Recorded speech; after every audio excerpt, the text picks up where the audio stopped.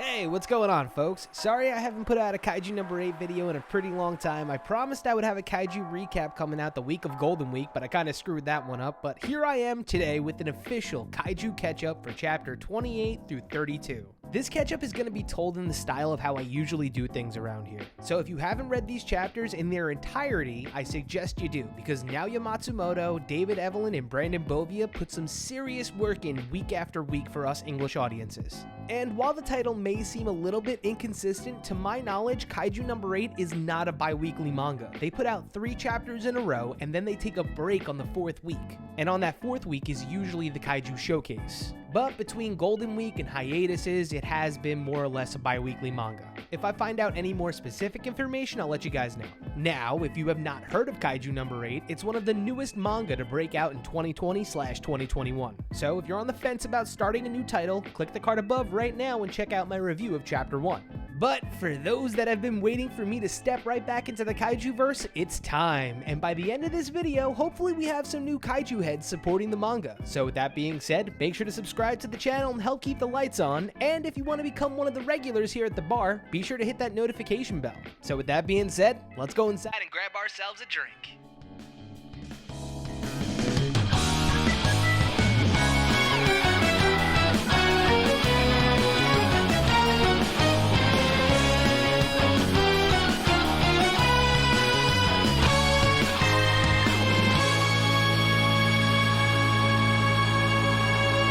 Alright, welcome to the bar, folks. So, today's Kaiju number 8 catch-up is going to revolve around 5 chapters, those being 28 through 32. And like I vaguely said during the intro, more or less for these Kaiju catch-ups, I talk about the scenes that hold the most weight within the series. And sometimes I might glance over character interactions to take the time out to highlight potential theories or backstory for particular characters. So, long story short is, if you want the full immersive experience, read the damn manga on Viz or Manga Plus. It's 100% worth the read, and I have a sinking suspicion this one will one day become an anime, more so than Vigilantes. So with that outlandish statement said, let's head over to the wall and start this catch-up, shall we?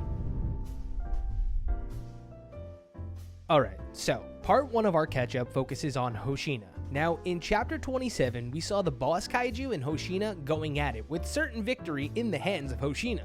That is, until chapter 28 when the tables are turned. Hoshina thought that he had the upper hand, but in typical kaiju fashion, upon defeat, another phase of their evolution comes through.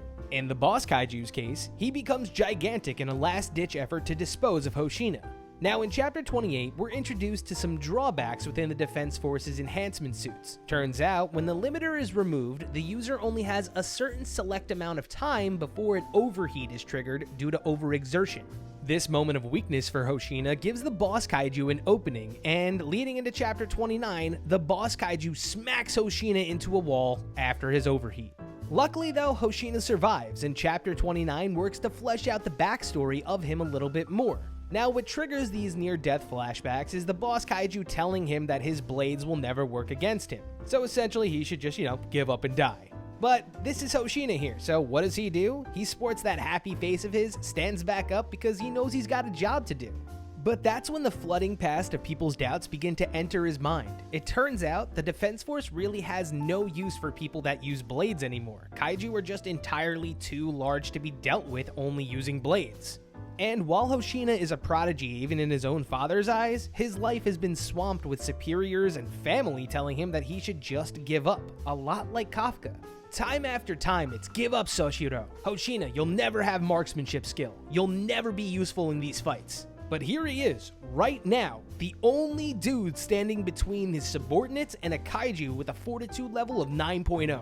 But that's when he thinks back to the only person who's ever believed in him, Captain Mina. When he initially joined her squad, he was ready to hear the whole, we don't need people with blades in the Defense Force, and instead, it was a total 180. Mina understands that there will be threats that can be considered miniature, and that soldiers with huge amounts of stopping power like herself won't be able to take those particular kaiju out surgically. So, she enlists Hoshina because she wants his blades to open up the path for her to blast whatever stands in opposition. So that was our catalyst moment as to why he serves Captain Mina. Additionally, we also saw why he hasn't gotten his own division, because despite being an absolute hitter, his blades won't do enough to take out a threat like this. I mean, at this point in the chapter, he's only harassing the boss kaiju until reinforcements arrive.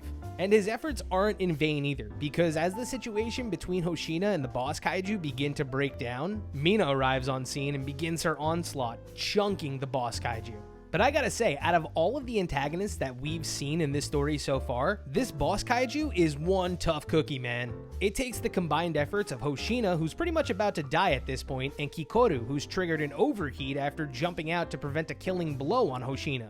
And while Mina's pot shots are working, they're becoming predictable for the boss kaiju. So it takes all three soldiers to overwhelm that boss kaiju before it opens itself up for Mina's attack. And when she attacks, she friggin' attacks, man. And to be quite honest though, looking at this right here, it may be that she's only able to fire that cannon a certain select amount of times before she herself triggers an overheat. And being that her blasts are so overwhelmingly strong, that only tells me that her overheat must also be pretty severe. Which explains why she needs somebody like Hoshina. When she overheats, she can more or less probably become a sitting duck.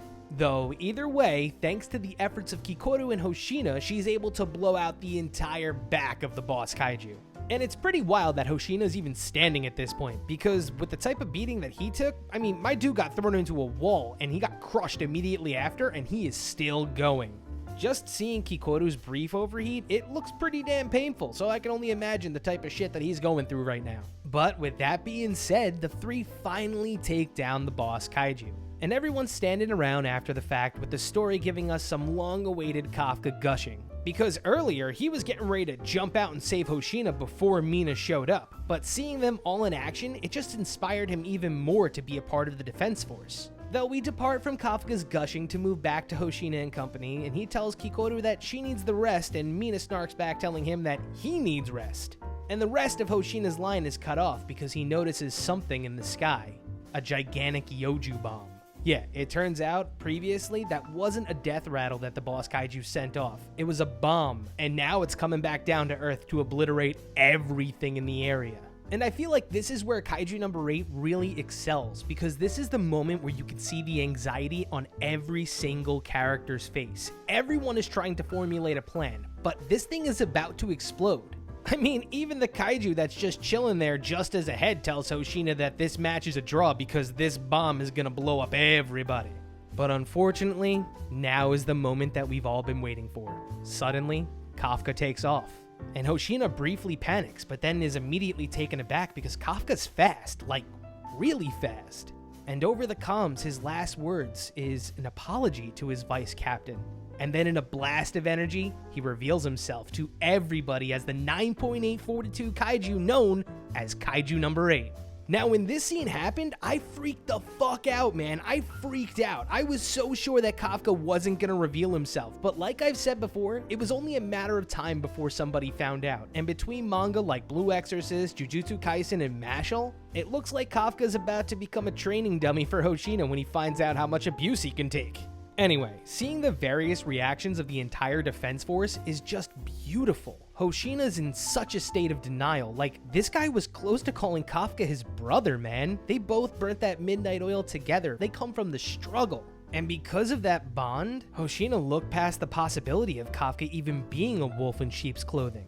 Also, quick sidebar here, if this manga ever becomes an anime, this scene with Kafka charging up is going to look so damn cool, man. I love seeing what his body will transform into next. I've said this in pretty much every single video by now, but the fact of the matter is, Kafka is always thinking of the people around him. And when he's standing there punching a bomb into the stratosphere, saving everyone's lives, the first thing he thinks of, besides overdoing it and ending any form of mobility to escape, is apologizing to his peers that he saw himself a role model for. And the last pages of chapter 32 are absolutely heartbreaking. We see a partially transformed Kafka standing there defeated as Mina points her gun at him. Now this is just one scene that I needed to break down more. Notice how every single subordinate of hers is readying their arms against Kafka, except Hoshina. Hoshina was really sold on Kafka, and now he probably just feels so betrayed. He feels so blind.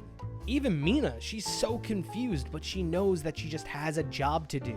Then there's Reno and Kikoru. When he apologizes to them both, Reno starts booking it towards his friend, and Kikoru just drops to her knees in disbelief.